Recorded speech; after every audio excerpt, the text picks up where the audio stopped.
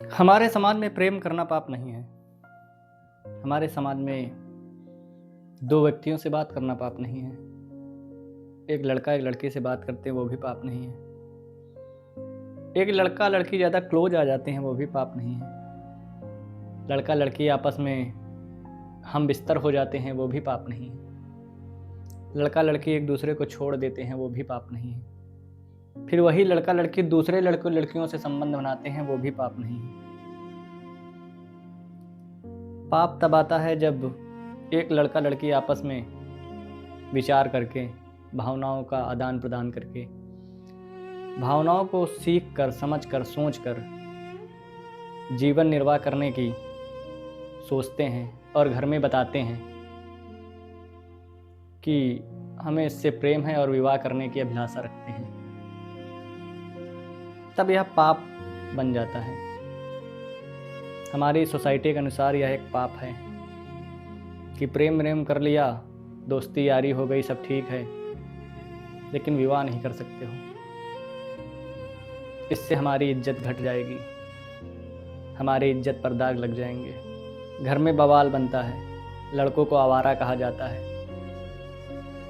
लड़कियों को चरित्रहीन और भी बहुत सारी उपमाएं दी जाती हैं जिससे उनका रोम रोम टूट जाए, उनका मन आहत हो जाए। सोचो, जिसके साथ तुमने सारी ज़िंदगी कल्पना कर ली हो, अंत में कहा जाए कि यह संभव नहीं है,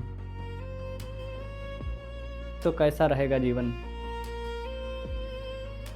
अगर इसके बाद भी जीवन चलता है तो एक समझौता साथ में चलता रहता है, क्योंकि अगर जीवन में वंश को बढ़ाना ही हमारी सबसे बड़ी योजना हो तो हम प्रेम किसी और से कर लें, शादी किसी और से कर लें।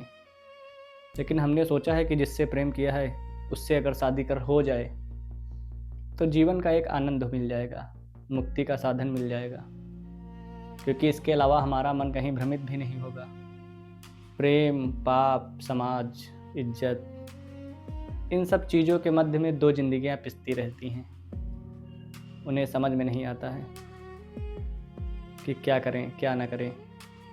अगर अपने विचारों को मार कर आगे बढ़ रहे हैं तब भी यह तो पाप हुआ, क्योंकि हमने वचन किसी और को दिया है और निभा किसी और के साथ रहे हैं, तो यह भी पाप की श्रेणी में आता है। इन विचारों को यहीं पर रोकता हूँ और आप सबसे पूछता हूँ कि समाज में प्रेम विवाह को पाप क्यों समझा जाता है, जबकि यह तो भावनात्मक रूप से ईश्वरीय कल्पना है, ईश्वरीय देन है। मिलते हैं किसी नेक्स्ट वीडियो में, तब तक के लिए धन्यवाद।